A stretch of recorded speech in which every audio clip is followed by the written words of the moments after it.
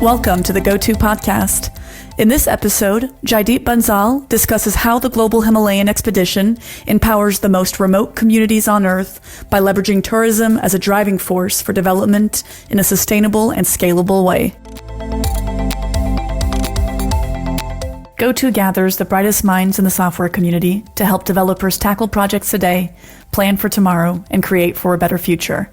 Stay up to date with the latest in tech through GOTO's top-rated events, held online and in person in cities like Chicago, Amsterdam, London, and Copenhagen, and by subscribing to the GOTO Conference's YouTube channel, where you can find thousands more high-quality dev talks.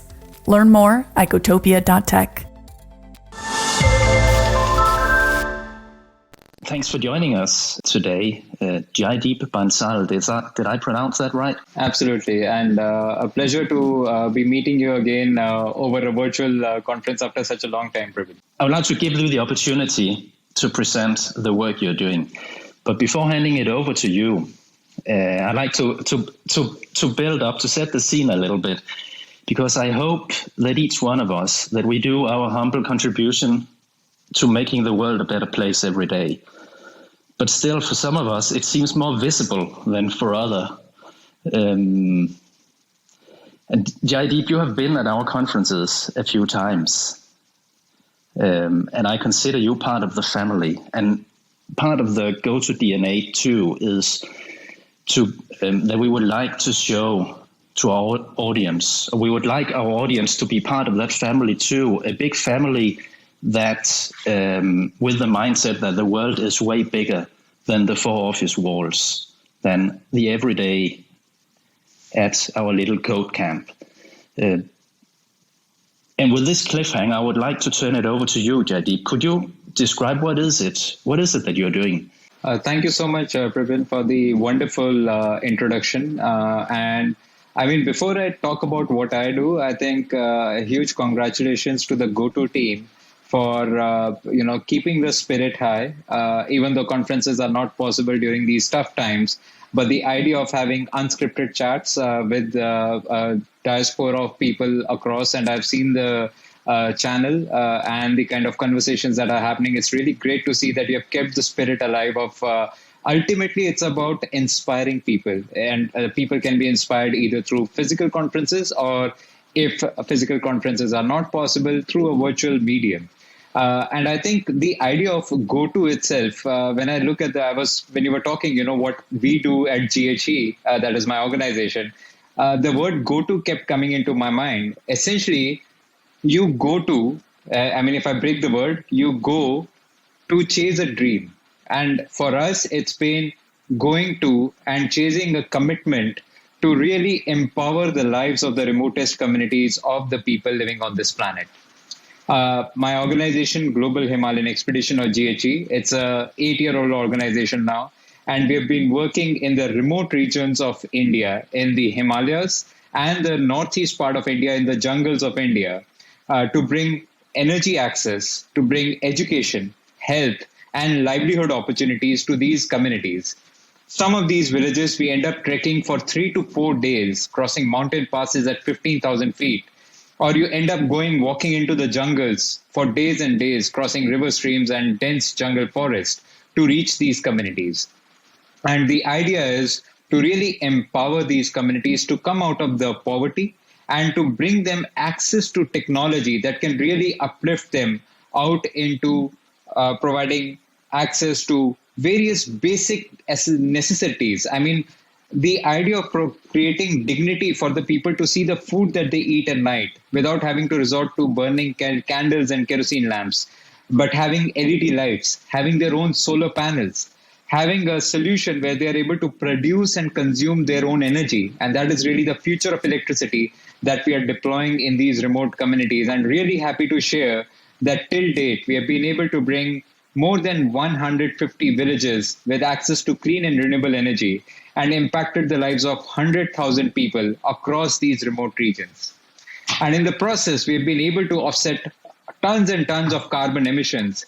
And with the whole world now talking about carbon neutrality and becoming climate positive, that is something we are already doing. And we are now, as a next phase of our evolution, also looking at partnering with companies who would like to become carbon neutral, but at the same time create a tangible impact on the communities that we work with.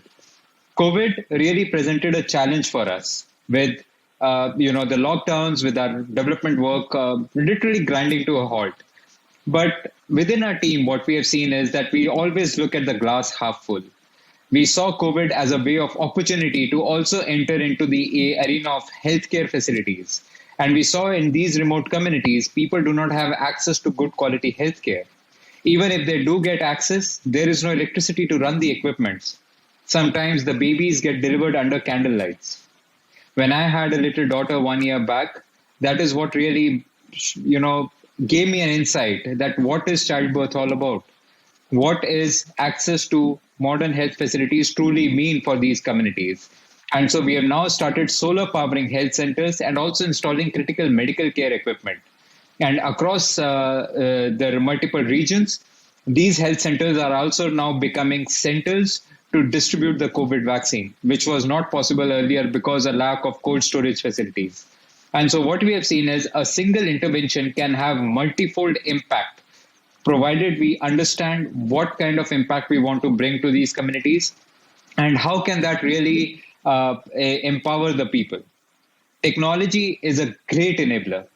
The idea of bringing access to development to these communities has only been possible because we have the right technology solutions, the right resources, the right know-how, and most importantly, the communities want it. The villagers want it. They want development. They don't want to be left behind on the SDG goals. And that is where we see that technology and the commitment of the communities plays a huge role in creating the kind of impact that we want to foresee for these communities. And so that sort of pretty much sums up what we at GHE have been doing, Preben, during the last 8 to 9 years, and especially what we have done during the COVID time. Thank you. You once mentioned to me that there is estimated 1 billion people on this planet that literally eat in the dark. How do you select the villages that you're visiting? I think for us, you're right. There's still that figure is now 900 million, thankfully, with the efforts of a lot of organizations like ours, the governments, the civil society, and the private sector. But there are still so many people without access to clean energy. But you know what? More than 3 billion people in the world still don't have access to clean cooking. They use firewood, which causes a lot of smoke. But that's how they cook. They don't have access to LPGs or clean cook stoves or even the modern electric cook stoves. So the access to energy or access to development is really impacting a lot of people across the globe. And for us, the answer to that is how do we select is very simple. We look at communities where nobody else would want to go or nobody else can think that they can go. I mean, recently we were in the month of February. We went to a remote village in the northeast part of India, right on the border. And to reach there, it took us 8 hours of trek across jungles. When we went and reached the village, the villagers told us we were the first outsiders that the villagers were seeing. I mean, they'd never seen a Sikh guy before. I'm a Sikh by religion. So that was the first time they were seeing someone who was a Sikh. And these are people very much in India. They are part of India. They are Indian communities. But because their farmlands exist in such remote locations, now some of you might be thinking, why don't they relocate to the cities? Why do they have to stay at such faraway places? Because for them, that is their home. They have been born and brought up in those places. Their homes exist in those places. They have their farms that are in those places. And so they want to continue to live a life in these places. And for us, it's about how can we empower these communities to continue to stay in the villages? Because that's where you see the real cultural heritage. I mean, if I could have just shared the videos of the welcome that we received when we reached the village, amazing. The entire village was dressed in their cultural clothing and they had a traditional dance to welcome us to the village. And they thanked us for bringing electricity. And once the light came on, the happiness and the celebration that we could see and the smiles and the joy on the faces of the kids and the elderly was priceless. And then nobody slept the entire night. In fact, till 4 a.m., we were dancing and celebrating that the village now finally has electricity. And so that is the kind of commitment that we want to see, because we don't want to push a solution. We want to see that there is a commitment from the community. They want such a technology solution. They want access to development. Then only we want to enter those areas. And that is something that there's a lot of due diligence that we do at our end to ensure that the community has the buy-in and they want to accept such development interventions. Only then we go. We look for a pull rather than trying to create a push for our solutions. So that's how we select villages. When we were working in the Himalayan region, in the Ladakh region, we were often faced with landslides. Sometimes you're trekking and there's suddenly a landslide and you're like, the whole trek route gets washed away. So it becomes really challenging. Sometimes you end up falling into glacial river streams, and then you have to trek with your entire clothes covered with a sheet of ice. Of course, you end up in the cold, shivering for 2 to 3 hours when you reach the village. But moving geographies, when we started working in the northeast part of India, that came with another set of challenges. It was not the mountains; these are jungle areas. And so when we were electrifying the first village, I and my team, we were in a different part of the main cluster of the village. And it was around 7 p.m. that suddenly we found 2 villagers rushing towards us. And they said, "Run, there are bandits coming." And I didn't realize what they said. And we were working and I was playing with the kids. And they said, "Sir, you need to run. There are bandits coming." And that's when we realized, okay, there's something wrong happening. And we ran in the middle of the night. And of course, jungles, you can't see. We had our torches. We had 3 villagers in front of us, 2 behind us. And I and my engineer running at, breakneck speed. We fell a couple of times because you had to literally go down and then climb up because these are hilly jungles. And finally, we reached the main cluster, village cluster. And that's where, we sort of gathered our breath. And then we sort of tried to understand what's happening. They said, "Sir, there's some bandits come here. We will protect you, don't worry." But that entire night, we didn't sleep. And the next morning, we started to decide, should we go back or should we continue working? But I think, the answer came automatically that if we decide to go back, there is a reason why these places have not seen development. It's because of these very issues. Because people don't get access to development, they end up taking up such, opportunities to rob people, to become bandits. But I think if the villagers are saying that you should be in the village, we will protect you, we should be safe. And so I think, and that night I remember we had such an amazing celebration. The entire village, more than 200 people gathered together to celebrate the electrification of village. And, that was something that had we turned back, we would have never seen that kind of joy and happiness. So I think you are faced with difficult challenges, but it's more about being very focused on what you came there for and remembering that, you will always find roadblocks. You will always find things that don't work your way. But as long as the community is with you, the villagers are with you, then there's no turning back. Amazing. Have you ever gone back to one of these villages to see the impact, like after 1, 2, after a few years? Great question. And, the first thing that when GHE began, for us, it was how to ensure that the impact we are creating is sustainable, not just for a couple of years, but for decades. And for that, what needs to be true at the ground level? What needs to be true in terms of the kind of solutions that we are putting in? And very happy to share that the first village that we electrified in 2014, all the grids are still working fine. Every house has the same kind of electricity that we gave when we entered the village. In fact, they have scaled it up because new families came in. Villagers invested their own money in scaling up the solar grids. They have put up more street lights. And so the same solar grid that we installed has now increased in capacity by almost 1.5 times to accommodate for the new incoming families that have come in. And the villagers have also contributed from their own saving funds to invest into streetlights for the community. Very recently, we had a social impact audit. So we continue to audit our own work as well. And the team, the third party that we hired for the social impact, they went to some of our villages and they called us from the village crying that they said that it means so much for the villagers, and they are talking so highly about what GHE has done for them, that it was also moving for us. That a village that we had electrified 4 years back, the villagers are still remembering that, yes, these people came, they got me electricity, and my light is still working fine. But on a practical note, what we do is, once we electrify a village or once we do any development intervention, whether it's setting up computer labs in a school or whether it's bringing solar electricity to a health center, we have a pool of trained solar engineers. We first focus on capacity development. Any new area that we work in, we first train the local community as solar engineers.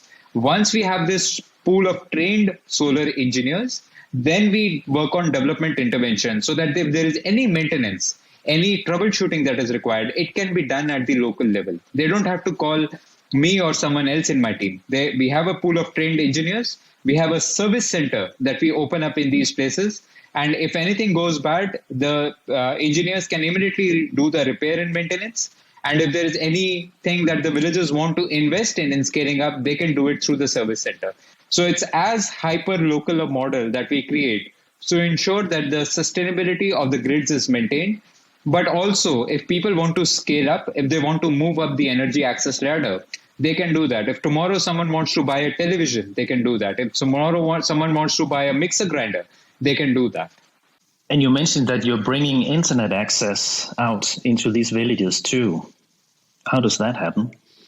So this is more of an offline internet, I would say, where all the information is stored on a device, a Wi-Fi based device, and we install it in the schools and the villages, and it creates a local hotspot so that the kids and the villagers can connect to this device, which has pre-stored information, but only the educational content.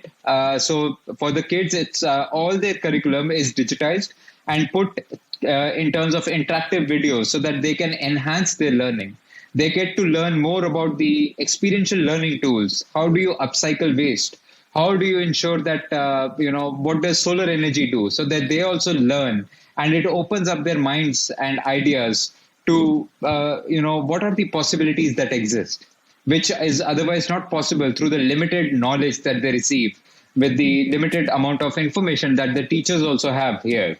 And for the community, they are able to access information about farming. What are the good farming practices? Because they have been practicing the very traditional form of farming and medicine. But through these internet resources, which is offline, they are able to access more modern information. And we provide a training to these communities. We have a pool of engineers in the community itself who handhold and teach the community of these resources that are available at their disposal and the best utilization of these resources for them. So an offline copy of, I suppose it's not of the entire internet. What is it, Wikipedia? It's Wikipedia, Khan Academy, TED Talks, and a few encyclopedias. And for the kids, their entire educational curriculum from grade 5 to grade 12 is mapped. We have videos that we create using cartoons and imagery, and we load that onto that server, and that is installed in these villages. How long time does it take for people that have never seen a screen, a mouse, a keyboard before to actually learn to use that? You would be surprised, Preben, as human will and human curiosity has no boundaries. To kids who have never seen a computer before, it takes them less than 5 to 10 minutes to get a hang of where to click, what does the mouse do, what button, which icon should I click to bring up this talk, which icon should I click to bring up my science curriculum, which icon should I click to bring my maths curriculum. So it takes less than 5 to 10 minutes, and you don't even have to teach them. Just install the computer, let their curiosity speak for themselves, and you can see wonders happening. I mean, it's just amazing to see how fast people learn, how fast kids learn when they have the resources. And that is what we want to do. We want to provide these kids with access to resources that puts them at par with the students in the rest of the India who have access to these resources. I mean, fundamentally for us, the belief is that we have technology solutions that can enable these kids to be, fighting for the same kind of resources and knowledge as their counterparts in a Delhi or a Mumbai or even, let's say, a Berlin or a New York. Who are these mountains or these jungles to decide which child should have access and which child should not have access to resources? I absolutely agree. Yes. The work you do and those parts of the world that you see, and now being a family father, has that changed your view on the world? I think it has reinforced my view that what we are doing at GHE, what my personal mission to empower these remote communities to really bring access to development, it has further strengthened, because when I look at my girl, I have aspirations for her. I want her to have the access to the best of the resources. But it would be very, very selfish of me to only think of only my child. There are so many children out there who do not have access to resources. There are so many people out there who do not have access to the right facilities. And there are so many people out there still living in darkness. Having a child has reinforced my belief that we want to scale this up. We want to bring more impact to people, and we really want to ensure that everyone in this world has access to a sustainable future and access to a future where they feel secure, where they have access to good healthcare, they have access to good education. Because ultimately, if we really want to achieve the UN Sustainable Development Goals, we cannot achieve them in a New York or a Berlin or a Delhi. They have to be achieved in these remotest of the villages. And it's about really empowering everyone together, because development is for everyone. Access is for everyone. And we really need to ensure that we get everyone on board and have equality, that, nobody should feel that they were left behind because they could not have access to the right resources in their communities and in their villages. So what can we do to support you? How can we join your mission? Something that we have started recently is now we are working on carbon offset projects, where what we are doing is we are tying up with companies such as IT companies, travel companies, and FMCG companies, because everyone wants to become carbon neutral and climate positive. And when we started working in the northeast part of India, in the jungles, what we saw was the communities end up using a lot of firewood for cooking their food. And that's where we see a great sort of collaboration with the entire IT industry as well, because the IT industry, or even companies such as GOTO, where you are doing conferences, there is carbon emissions that are associated with holding a conference, getting all the people in, holding the conference, and then flying them back out. But what if your conferences could be carbon neutral? What if IT companies can be carbon neutral with the data centers that they are running for their operations? And that's where we feel that instead of just buying credits from the local market, what does it take for these companies, and for maybe a GoTo also, to invest in carbon offset projects in these remote communities, where through that, these communities will get access to clean cooking. And what I've seen is, currently, the kitchen is a separate housing unit from the main house. And the mothers and the children, they spend 90% of the time in this kitchen in the smoky atmosphere, which causes a lot of health and respiratory issues. But with clean cooking solutions, the smoke gets eliminated by 90%. The food cooks faster. They get more time, and they end up using less firewood. So they are cutting less less of their forest reserves for cooking their food. But most importantly, it creates a win-win scenario where the communities are able to transition to cleaner cooking methods. But for the company that invests in this project, they are able to get carbon credits to the tune of almost, one cook stove can provide you more than 2.5 tons of carbon emissions.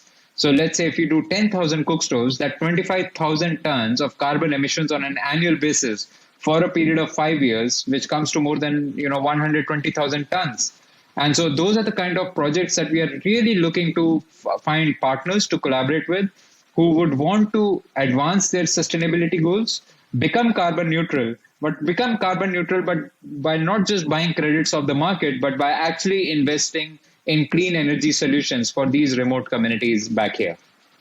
Every time I speak to you, I can feel, I sense there's still hope for this world. So thank you so much for joining us. Thank you, Preben. I think, like I said in the beginning, go to pursue your dreams. You can go to create an impact, and you can definitely go to make this world a better place to live in. Thanks for listening to this episode of the GoTo podcast. Head over to gotopia.tech for lots more content from the brightest minds in software development.